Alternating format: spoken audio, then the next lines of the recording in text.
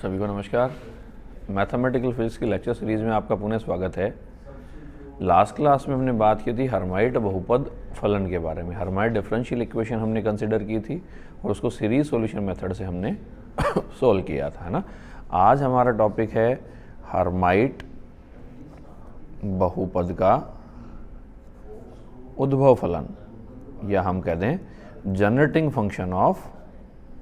Hermite polynomial, है ना। Hermite polynomial का जनरेटिंग फंक्शन का मतलब क्या हो, एक फंक्शन हम डिफाइन करेंगे, उस फंक्शन से हम क्या कर सकते हैं, हर्माइट बहुपद को हम प्राप्त कर सकते हैं ना। तो ऐसा फंक्शन हम डिफाइन करें, जैसे आपके एग्जाम में भी क्वेश्चन आता है। जब मैंने फंक्शन कह दिया कि सपोज दैट हमने कह दिया एक फंक्शन है एक्सपोनेंशियल ऑफ, और वैल्यू आ गई 2xt माइनस वैल्यू आ गई t²। एक फंक्शन हमने डिफाइन कर दिया, यानी इस फंक्शन को हमें क्या करना है, एक्सपेंड करना है। और एक्सपेंड करें तो हम क्या चाहते हैं, हम ये चाहते हैं कि इसको एक्सपेंड करने के पश्चात जो एक्सपेंशन जो सीरीज़ बनेगी वो सीरीज़ किसको रिप्रेजेंट करनी चाहिए, वो सीरीज़ हर्माइट बहुपद को रिप्रेजेंट करनी चाहिए। ठीक है, तो मैं कह दूं exponential of 2xt minus t² है। यदि इसको मैं एक्सपेंड करूं तो एक्सपेंड करने से देखो क्या होगा, e की पावर x, यदि हमारे पास एक्सपोनेंशियल फंक्शन है तो वैल्यू क्या आती है 1 plus x square by factorial 2 plus x³ upon factorial 3 and so on. तो ये वैल्यू कितनी बनेगी, देखो 1 प्लस x का मतलब कितना हुआ t, इसमें से कॉमन आ गया, वैल्यू आ गई t और वैल्यू आ गई 2x माइनस वैल्यू आ गई t अपॉन वैल्यू आ गई फैक्टोरियल 1, फिर प्लस में वैल्यू आ गई t² आ गया, 2x माइनस वैल्यू आ गई t का स्क्वायर अपॉन वैल्यू आ गई फैक्टोरियल 2, प्लस में वैल्यू आ गई t raise to power n minus 2, value आ गई 2x minus t raise to power value आ गई n माइनस 2 अपॉन वैल्यू आ गई फैक्टोरियल n माइनस 2, प्लस में वैल्यू आ गई t raise to power n minus 1, 2x minus t raise to power value आ गई n माइनस 1 अपॉन वैल्यू आ गई factorial n minus 1 plus t raise to power n और 2x minus t raise to power n upon value आ गई factorial, है ना। e की पावर x का एक्सपेंशन क्या होता है, 1 plus x square upon factorial 2 plus last में x raise to power n upon factorial. ऐसी हमारे पास सीरीज आती है। ठीक है, तो ये जो हमारे पास जो टर्म्स हैं, देखो ये जो टर्म है, इस टर्म को सपोज मैंने कह दिया कौन सी टर्म आ गई, nth टर्म आ गई।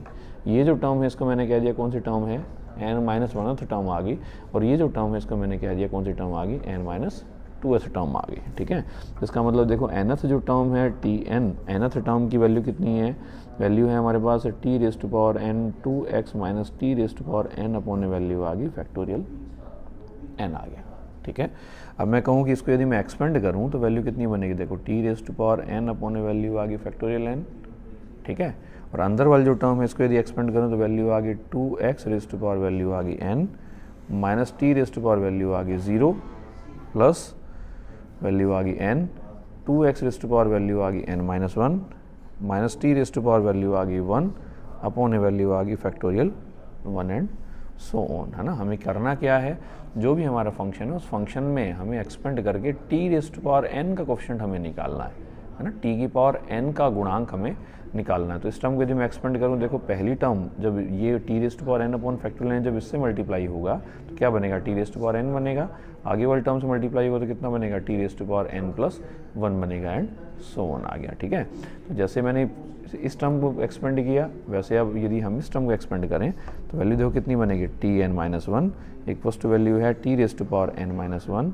2x minus t raise to power value आ गई n minus 1 upon factorial n minus 1 equals to value आ गई t raise to power n minus 1 upon factorial n minus 1 और वैल्यू आ गई 2x raise to power n minus 1 minus t raise to power 0 plus में value आ गई n minus 1, value आ गई 2x raise to power n minus 2 upon value आ गई फैक्टोरियल 1, वैल्यू आ गई minus t raise to power 1 and so on. क्योंकि t raise to power n minus 1 इससे मल्टीप्लाई होगा तो t की पावर n माइनस 1 आएगा, ये जब इससे मल्टीप्लाई होगा तो पावर 1 है, यहाँ माइनस 1 है तो कैंसिल हो जाएगा, तो t raise to power n बनेगा। ठीक है, इसी तरीके से मैं कह दूँ tn माइनस 2 अगर मैं कैलकुलेट करूँ तो वैल्यू कितनी बनेगी, t raise to power n minus 2 2x minus t raise to power value आ गई n माइनस 2 अपॉन वैल्यू आ गई फैक्टोरियल n माइनस 2, वैल्यू आ गई 2x raise to power n minus 2 minus t raise to power 0 plus value आ गई n minus 2, value आ गई कितना बना, 2x raise to power value आ गई n माइनस 3 अपॉन वैल्यू आ गई factorial 2 2x raise to power n minus 3 और वैल्यू कितनी बनी, minus t raise to power value आ गई 1 और फिर प्लस वैल्यू आ गई n minus 2 n minus 3 2x raise to power value आ गई n माइनस 4 अपॉन फैक्टोरियल 2 और वैल्यू आ गई माइनस टी का स्क्वायर आ गया एंड सो ऑन आ गया। ठीक है, अब देखो इस पूरी एक्सपेंशन में यदि मैं वैल्यू निकालता हूँ, देखो t की पावर n का गुणांक coefficient of t raise to power n यदि मैं कैलकुलेट करूँ तो कितना बनेगा। देखो पहली टर्म में 2x raise to power n, ठीक है, और t raise to power n इससे मल्टीप्लाई हुआ अपॉन ए वैल्यू आ गई फैक्टोरियल n, तो वैल्यू आ गई 2x raise to power n upon a value आ गई फैक्टोरियल n। सेकेंड टर्म में निकालूँ t raise to power n minus 1 जब मल्टीप्लाई होगा इससे तो वैल्यू कितनी पावर कितनी आएगी, t raise to power n minus 1 आएगा। t raise to power n minus 1 जब इस टर्म से मल्टीप्लाई होगा तो यहाँ माइनस 1 है, यहाँ पावर कितनी है प्लस 1 है, यहाँ सिंबल किसका है माइनस का, तो सिंबल किसका आ गया माइनस का आ गया। फैक्टोरियल n माइनस 1 है, ऊपर कितना है n माइनस 1 है, तो ऊपर नीचे अगर मैं n से मल्टीप्लाई कर दूँ, ऊपर नीचे n से मल्टीप्लाई कर दूँ तो n into factorial n minus 1 तो कितना बन गया, वैल्यू आ गई फैक्टोरियल ऑफ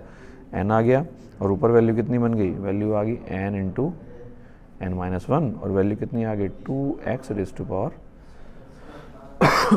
n माइनस 2 आ गया। ठीक है, इसी तरीके से इस टर्म में अपन देखें, ये term t raise to power n minus 2 जब इससे मल्टीप्लाई होगी, है ना, इसको हम एक्सपेंड कर रहे हैं t raise to power n minus 2 या इक्वल्स टू में ये टर्म मल्टीप्लिकेशन में आएगी ना, इक्वल्स टू में t raise to power n minus 2 upon factorial n minus 2, ये मल्टीप्लिकेशन में आएगा। मल्टीप्लाई कर रहे हैं तो t की पावर n का गुणांक कब बनेगा, जब t raise to power n minus 2 किससे मल्टीप्लाई हो, माइनस टी स्क्वायर से। यहाँ कितना फैक्टोरियल n माइनस 2 है तो इसको n इंटू n माइनस 1 से ऊपर नीचे मल्टीप्लाई कर दें, है ना, n इंटू n माइनस 1 से ऊपर नीचे मल्टीप्लाई करोगे तो नीचे कितना बनेगा n into n minus 1 into factorial n minus 2, तो नीचे कितना बन जाएगा, सिंबल तो आ गया माइनस टी का स्क्वायर, तो नीचे तो कितना आ गया फैक्टोरियल n आ गया, फिर वैल्यू आ गई कितनी फैक्टोरियल 2 आ गया, यहाँ फैक्टोरियल 1 आएगा, है ना, ये फैक्टोरियल 2 आएगा। ठीक है, n इंटू n माइनस 1 से ऊपर नीचे अपन ने मल्टीप्लाई कर दिया, n माइनस 2 आ गया, वैल्यू आ गई n माइनस 3 आ गया, और वैल्यू आ गई 2x raise to power value आ गई n माइनस 4 आ गया एंड सो ऑन आ गया। ठीक है, तो इसका मतलब t की पावर n का गुणांक कितना बना, t की पावर n का गुणांक कोफिशिएंट कितना बन गया 1 अपॉन फैक्टोरियल, तो मैं कॉमन निकाल लेता हूँ, और अंदर कितना बचा, अंदर आ गया 2x raise to power n, फिर वैल्यू आ गई माइनस वैल्यू आ गई n into n minus 1 upon 1 आ गया, या फैक्टोरियल 1 लिख दूँ, वैल्यू आ गई 2x raise to power value आ गई n माइनस 2, फिर वैल्यू आ गई प्लस में n into n minus 1 n minus 2 n minus 3 upon value आ गई फैक्टोरियल 2 आ गया, और वैल्यू आ गई 2x raise to power value आ गई n minus 4 and so on. तो t की पावर n का गुणांक coefficient of t raise to power n कितना आ गया 1 अपॉन वैल्यू आ गई फैक्टोरियल n, और ब्रैकेट में जो टर्म आ रही है ना, ब्रैकेट में ये जो टर्म आ रही है, ये टर्म अपने पास क्या कहलाती है, हर्माइट बहुपद। लास्ट क्लास में हमने इसको डेरिवेशन किया था, इसका डिराइव किया था हमने, तो t की पावर n का गुणांक कितना आ गया 1 अपॉन फैक्टोरियल n, और वैल्यू आ गई h n, और वैल्यू आ गई x के बराबर, देख सकते हैं ऐसा। तो मैं क्या कहूँ कि जो भी हमने टर्म लिया था, फंक्शन हमने क्या लिया था, exponential of 2xt minus t square में t की पावर, इसके एक्सपेंशन में t की पावर n का जो गुणांक है वो हमारे पास किसकी टर्म में आया, हर्माइट बहुपद की टर्म में आया। तो मैं क्या लिख सकता हूँ, देखो इसी टर्म को इसका मतलब ये वैल्यू ऐसी आ गई, इसका मतलब मैंने देखो इसको ऐसा लिख दिया, एक्सपोनेंशियल ऑफ वैल्यू आ गई 2xt माइनस वैल्यू आ गई t square equals to value आ गई इक्वल्स टू वैल्यू आ गई, क्या कहा हमने, t की पावर n का गुणांक निकाला, तो मैं क्या कह दूँ, समीशन आ गया, t की पावर n का गुणांक आ गया,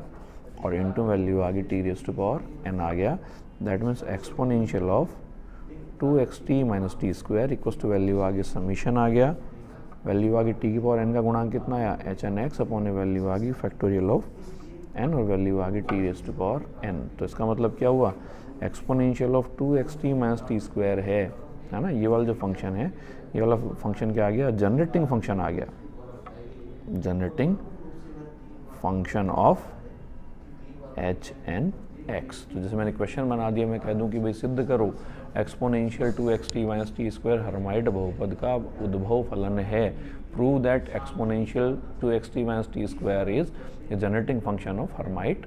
पॉलिनोमियल। तो हम क्या कर सकते हैं, इस इक्वेशन को इस तरीके से प्रूव करके हम रिजल्ट कैलकुलेट कर सकते हैं या हम इसको प्रूव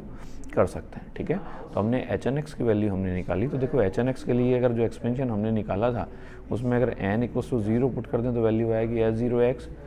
अगर 1 पुट कर दें तो वैल्यू आएगी h1x, अगर 2 पुट कर दें वैल्यू आ जाएगी h2x। ठीक है, अगर h1x की बात करूं, है ना, उसे जो है हमने सीरीज़ निकाली थी, उस सीरीज़ में हम वैल्यू पुट करके देख सकते हैं। n इक्वल टू 0 रख दें, n इक्वल टू 1 रख दें, n इक्वल टू 2 रख दें, तो n इक्वल टू 1 रखोगे तो h0x की वैल्यू आएगी 1 के इक्वल, है ना, 2x रेज़ टू पावर 0 बनेगा। h1x की वैल्यू आएगी 2x के बराबर और h2x की वैल्यू आएगी 4x² माइनस 2 के बराबर। तो इसका मतलब अगर मैं इसको अगर मैं ट्रेस आउट करना चाहूँ, इसका ग्राफ बनाना चाहूँ, तो ग्राफ देखो मैं कैसे बना सकता हूँ। जैसे ये मैंने कह दिया कि ये हमारे पास 2 एक्सिस हमने ले ली, इधर तो ले लिया मैंने क्या h(n)x ले लिया और इधर मैंने क्या ले लिया, x ले लिया। ठीक है, अब सबसे पहले अगर मैं h0x को ट्रेस करना चाहूँ तो वैल्यू कितनी है 1, तो ये वैल्यू आ गई 1 मतलब कांस्टेंट है, यानी x के ऊपर डिपेंड नहीं कर रहा, तो यानी पहला ग्राफ आ गया, ये पहला ग्राफ आ गया कौन सा, h0x आ गया, है ना। हमेशा वैल्यू क्या आएगी कांस्टेंट, और ये वैल्यू कितनी आ गई +1 आ गया। ठीक है, फिर h1x है, h1x की वैल्यू कितनी है 2x है, इसका मतलब x की वैल्यू जब पॉजिटिव होगी तो x की वैल्यू भी क्या आएगी, पॉजिटिव आएगी, और जब अपने पास x की वैल्यू नेगेटिव होगी तो उस कंडीशन में h1x की वैल्यू भी हमारे पास कैसी आएगी, नेगेटिव आएगी। प्रोपोर्शनल है, प्रोपोर्शनल का ग्राफ हमारे पास कैसा आता है, स्ट्रेट लाइन आता है, स्ट्रेट लाइन आता है, इसका मतलब पॉजिटिव है तो पॉजिटिव आ गया और नेगेटिव है तो नेगेटिव आ गया। तो ग्राफ हम क्या बना दें, पॉजिटिव है तो स्ट्रेट लाइन पॉजिटिव आ गई और नेगेटिव है तो स्ट्रेट लाइन कैसी आ गई, नेगेटिव आ गई। निकाल सकते हैं हम इस तरीके से। तो ये ग्राफ जो आ गया वो किसके लिए आ गया, h1x इक्वल टू वैल्यू आ गई 2x। ठीक है, x इक्वल टू जब 1/2 होगा, x इक्वल टू जब 1/2 होगा तो h1x की वैल्यू कितनी आएगी, 1 आएगी, है ना। ठीक है, अब इसी तरीके से तीसरा ग्राफ हम प्लॉट करें 4x² माइनस 2, है ना। 4x² माइनस 2 को यदि हम ट्रेस करें तो हम कहेंगे x इक्वल टू 0 है तो h2x की वैल्यू कितनी आएगी, नेगेटिव आएगी, और नेगेटिव वैल्यू कितनी आएगी, यानी जब x की वैल्यू 0 है तो h2x की वैल्यू कितनी आएगी, -2 आएगी। ठीक है, इसी तरीके से x की वैल्यू सपोज मैं कह दूँ कितनी है, 1/√2 है ना, -1/√2 है x की वैल्यू। अगर -1/√2 अगर मैं रखूँ तो वैल्यू कितनी बनेगी, 1/√2 का स्क्वायर कितना बना, 1/2, 2 - 2 कितना बना, 0 बना, तो ये वैल्यू कितनी आ गई, -1/√2 और वैल्यू आ गई 0 आ गया, है ना। इसी तरीके से एक वैल्यू इधर डिफाइन कर दें अपन, इधर अपने पास वैल्यू क्या आ जाएगी, इधर वैल्यू आ जाएगी प्लस का 1/√2 आ जाएगा और वैल्यू आ जाएगी 0 आ जाएगा, है ना, यानी x की वैल्यू। ठीक है, निकाल सकते हैं। तो इसका ग्राफ जो आएगा, ग्राफ हमारे पास किस तरीके से आएगा, कर्व जो आएगा वो कुछ इस तरीके से हम इसका कर्व बना सकते हैं। ठीक है, ये हमारे पास क्या आ गया, ग्राफ या निरूपण आ गया, ये हमने कह दिया ग्राफिकल रिप्रेजेंटेशन ऑफ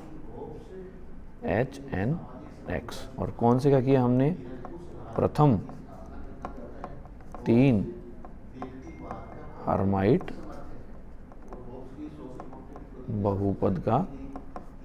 बहुपदों का ग्राफीय निरूपण। ठीक है, तो ये हमारे पास कहलाता है हर्माइट बहुपद। अब इसके बाद देखो हर्माइट बहुपद की कुछ कंडीशंस हमें पढ़नी है। जैसे हर्माइट बहुपद के लिए हम ऑर्थोगोनैलिटी रिलेशन निकालेंगे, यानी लांबिकता प्रतिबंध निकालेंगे। इसी तरीके से कुछ रिकरेंस फार्मूला हैं जो हर्माइट बहुपद के लिए हमें स्टडी करने हैं। ठीक है, तो जल्द मिलते हैं एक नए वीडियो में। बहुत बहुत धन्यवाद, थैंक यू सो मच।